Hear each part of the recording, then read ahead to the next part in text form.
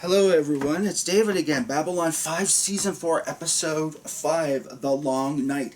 Has a couple scenes in it where you really see, and where Babylon 5 gets a lot of credit for being more realistic as compared to other sci-fi series. And I'll discuss that a little bit later. I do want to say that I talked in my last episode about my water being out and looking kind of disheveled and everything.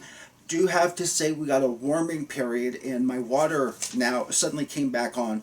Problem is it left a big mess. Some of it flowed over into my kitchen, and so got to use a lot of towels and everything all through the night and my wet dress shop vac. But everything's on the mend. At any rate, we get to see assemble a B5. Is the fleet is continuing to grow. Now, all of a sudden, a shadow planet killer hits a colony supporting the Vorlons. And we get to see a little bit later, basically they send missiles down into the planet's core, and, hundreds and hundreds of megatons times several thousand, and basically the planet core is shot. So, as you can see, there would be no magnetic core. Everything would, weather systems would stop and, go crazy. And that's not to mention the radiation and all that other good stuff. And they estimated within 12 hours, no living things would be left alive on the planet. So, not a good day to be supporting the Vorlons. At any rate, Londo is convening an Assassin's Council, basically saying, look guys, the Vorlons are going to take our homeworld in a couple of days. We've only got, I believe it was 72 hours, if I remember, to get rid of Cartagia and go save Centauri Prime. And of course, you always have the one person, but we can't act too hasty, and like Londo says, no, we can't, but you know what? Events have coalesced to force our hand. We must act now, or we're going to lose it all. So, we cue the entrance. Sheridan wants Ivanova and Lorien to go search for the remaining First Ones. And Ivanova talks about trust, how she's been promised before, and people have always let her down. And she's like, I have just enough faith in you, but I want your word that I will be there at the end. And it kind of reminds me of a group of people I grew up with. We were, even before kindergarten, one of my best friends, her older sister, used to change my diapers when my parents would go out and want to have a night out on the town. They would hire her to come in for the evening. That's how close we were. And even now, 30 plus years to the date, we have our own Facebook group. We meet every so often. Every few years, whenever coronavirus is not around, and things like that. I mean, and, if one of them needed help tomorrow, I would be on the plane. And I've had to do that a couple of times, get on a plane to Las Vegas to one of my friends, and then to Anchorage, Alaska for one of my other friends. So, at any rate, I can sympathize with Ivanova, but mine is the opposite of hers. Mine is, I have some friends, and very fortunate to count them among my friends, people who, if I said, I've got terminal this, that, or the other, I need help, they would be in my front yard in less than 24 hours. So if any of you have friends like that, or have had a situation like that, go ahead and put that down below. Something kind of nice to start off the New Year's of 2022. We see Cartagia is telling Londo that he and Londo are not going to be on Centauri Prime when the Vorlons arrive. He's going to watch his godhood from a distance. So we now know that he's not only crazy in the head, but he is also severely vain, narcissistic, I would be as well. Is that kind of like Nero playing the fiddle? As Rome is burning, Cartagia wants to be playing the fiddle on the Valerius or wherever that ship was. As Centauri Prime burns, here Cartagia is playing his fiddle.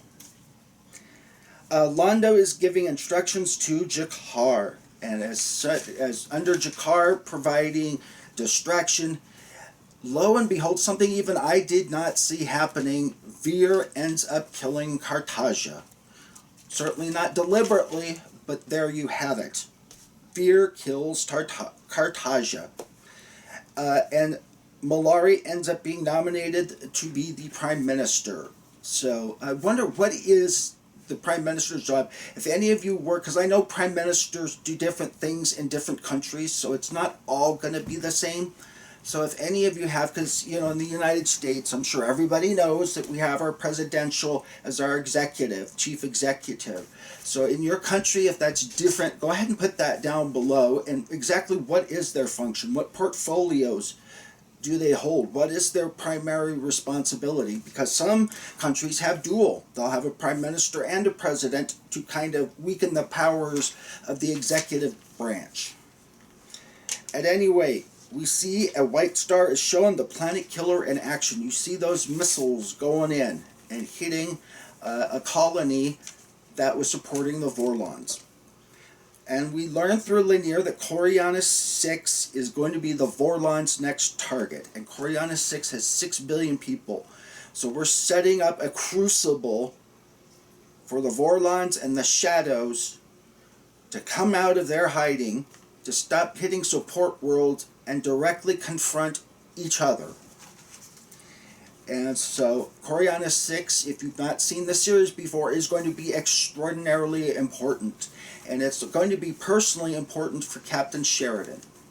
Later on, at the very end, and I mean the literal very end. Vir is getting drunk over Cartagia. And would you have killed Cartagia in that instance? I could see myself taking out Cartagia. Even though I'm kind of can't we all just get along kind of a person? In that situation, when you have 3 billion Centauri lives on the line, I'd take them out too. Sorry there. Londo comes up with that old, I can only tell you that it was necessary. When Vir is doing his drunkalogue of why do I always see his face, I've had that happen, though I've never taken a human life, having been a nurse. I still, I have, episodes where I see a particular patient that has touched me personally, wake up and there's that person, and it's like, whoa, hello, where'd that come from? Sheridan's going to take a third of the fleet and slow the Vorlon advance, and he wants the Shadows as well. And this is where Babylon 5 kind of makes its mark on the sci-fi world, because he orders the White Star on a suicide mission. And has that ever been done on American sci-fi before? Because, we have like the parts in Eastern culture that's not uncommon, like the kamikaze. The closest I can come with is in 1986 when the first Transformers movie, the cartoon movie, came out, and the Japanese had just taken over the Generation 1 franchise, and so they wanted to sell more toys, and so to do that they killed off a lot of the first generation Autobots and Decepticons, including Optimus Prime. Now, unfortunately, most parents don't pay attention to what their children are doing, and so here they are in the movie screen, and for the first time in their experience, they were watching a cartoon die right in front, and a lot of people left the theaters and demanded their money back within half an hour. Watching Optimus Prime dying, and here's little Junior over in the corner crying his little baby blues out because Mom and Dad weren't paying attention to the cartoons that were building up to Optimus Prime dying. And so, yeah, caused a lot of... Now, this thankfully did not cause that kind of a reaction. This caused a reaction of, see, this is the difference between Babylon 5 and Star Trek. Because before in Star Trek, now they do it all the time. Now that B5 has kind of cleared that way for them and they can escape the heat.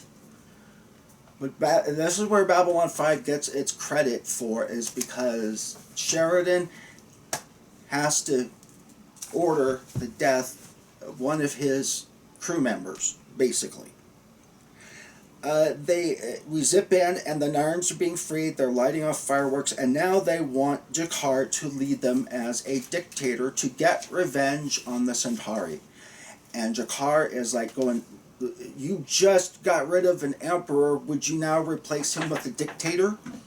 And it's kind of remarking about when George Washington, the first American president, people wanted to name him a monarch. They had even a stylized His Royal Highness something or another, George Washington the First or whatever. And he's basically like, we just got rid of a king back in London, and you want to put one on the throne in Philadelphia, because that's where our capital was at the time. And it ends with attacks beginning on the Vorlon targets, and the Sheridan's fleets taking off to Coriana 6. As always, hope you're all having a good beginning to your year. As always, like, comment, subscribe, and share. Hope to see you all next episode.